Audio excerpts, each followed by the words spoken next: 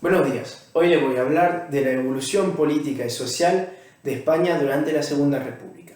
Primero hay que entender cómo se llegó a esta Segunda República. España salía de un periodo de mucha inestabilidad política y entonces el rey Alfonso XIII mandó al general Dámaso Berenguer a que cree un gobierno provisional para volver a la normal después de golpe de Estado, dictadura, para que se pueda llegar a la República. Así que en 1930 se unen los grupos republicanos firmando el Pacto de San Sebastián y un año más tarde, en abril de 1931, se proclama la República después de unas elecciones en las que los sectores rurales votaron la monarquía y los sectores urbanos votaron a la República, claro, con su constitución. Empiezan 2 años que se van a conocer como un periodo de grandes reformas que se llama el Bienio Reformista, con el presidente Niceto Alcalá Zamora y el jefe del gobierno, Manuel Azaña. Este gobierno va a ser algo bastante clásico, se ve en otros países de Europa más o menos el mismo modelo, es decir, renovar el país, modernizarlo y llevar a cabo unas reformas para que se pueda darle más poder, va a ser un gobierno muy progresista, se le va a dar más poder y se va a acomodar al proletario. Bueno, lo que va a pasar es que se va a hacer una reforma agraria, terminar con el latifundismo, el absentismo, definir unas condiciones de trabajo. Esto lo va a hacer en la reforma laboral el ministro del Trabajo Francisco Largo Caballero. Establecer diálogo entre patronos y obreros. También se va a llevar a cabo para llegar a un estado laico una reforma religiosa, también se va a hacer una reforma educativa, claro, las dos van juntas.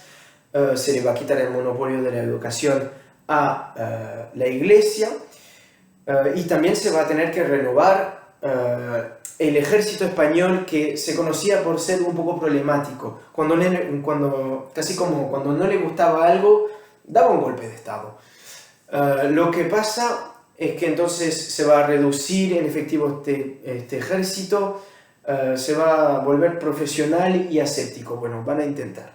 Lo que pasa es que estas reformas no les van a gustar a los sectores conservadores, los sectores el militar, todo el ejército, la iglesia no les va a gustar nada, claro, un estado laico, y claro, los propietarios, los terratenientes, los patronos. Otra cosa bastante curiosa de este gobierno es que lanzó muchas marchas de autonomías para ciertas provincias españolas. El más grande ejemplo será Cataluña, que en 1932 se le reconoce el estatuto, se funda la Generalitat, que va a tener su propio parlamento, que vota a un presidente y va a tener un consejo ejecutivo. Todo esto va a tener muy buenos efectos finalmente. País Vasco va a conocer algo similar unos años más tarde y me parece que Galicia se aprobó en un momento, pero nunca se llegó realmente a aplicarlo porque llegó Franco.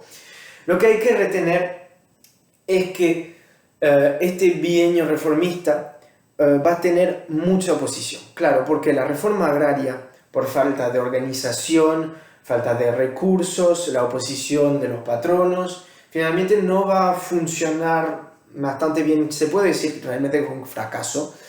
Y esto deja una decepción en los obreros, que van a estar desilusionados con el gobierno.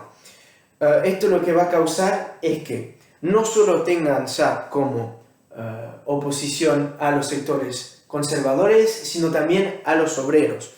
Además, los sindicatos y la CNT tenían muchos poderes finalmente en esa época en España, iban a organizar huelgas y ocupaciones, como en 1933, en enero de 1933, las Casas Viejas, que además va a conocer una dura represión, lo peor que podían hacer, represión policial.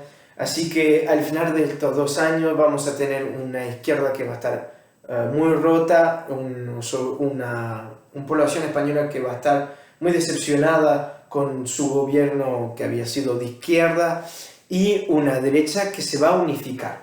Vamos a tener partidos como la Falange Española, propiamente fascistas, Renovación Española, monárquicos,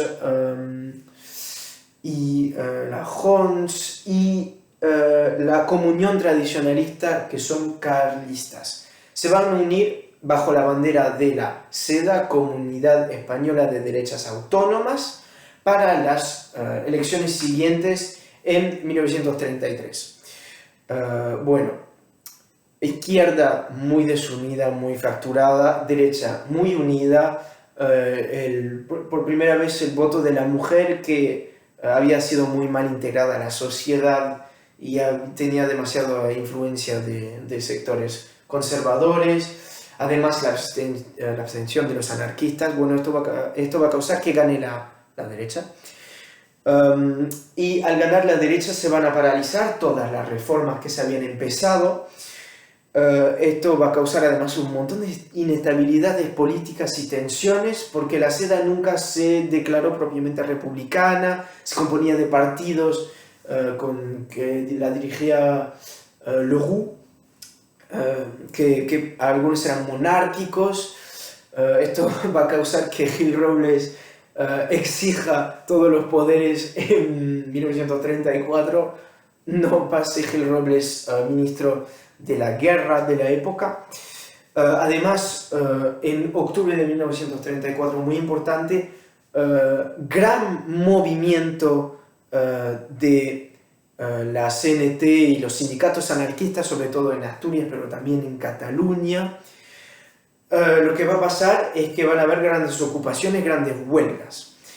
Y huelgas a veces bastante violentas, pero lo que va a pasar es que se le va a mandar el ejército, mandado por Franco, porque no podía ser otro, y van a conocer una represión muy violenta. Algo que se le va a hacer también, aparte de encarcelar a los líderes, va a ser despedir a los que se van a llamar los represaliados. Puramente como represalias se van a despedir obreros que se van a quedar sin trabajo. Ok.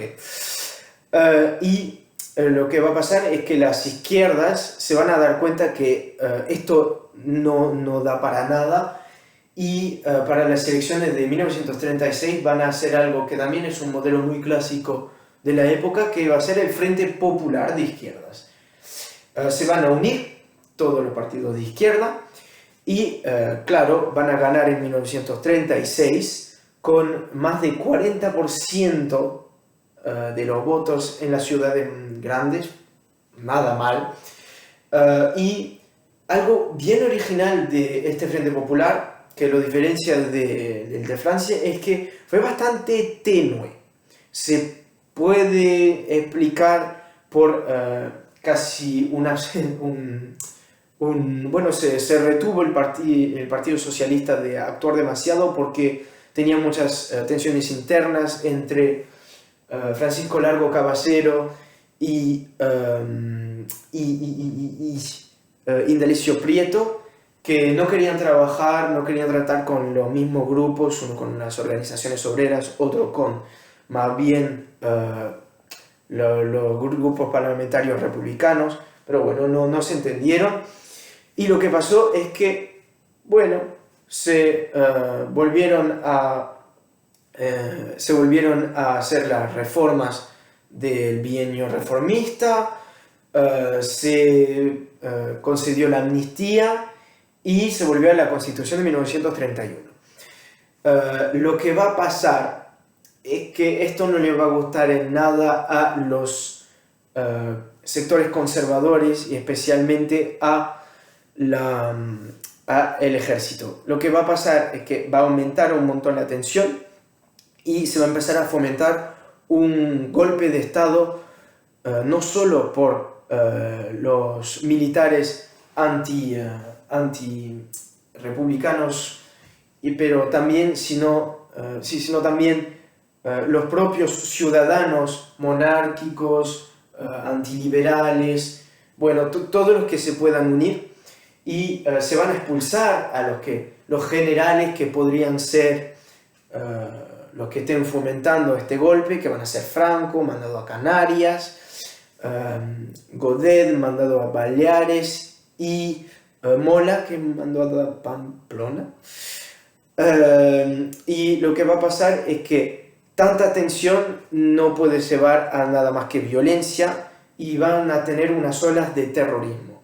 El 12 de julio de 1936 se asesina al teniente Castillo, lo asesinó un falangista, y entonces en represalias el día siguiente unos agentes de la paz van a asesinar a José Calvo Sotelo, que es el líder parlamentario de la derecha, así que muy problemático.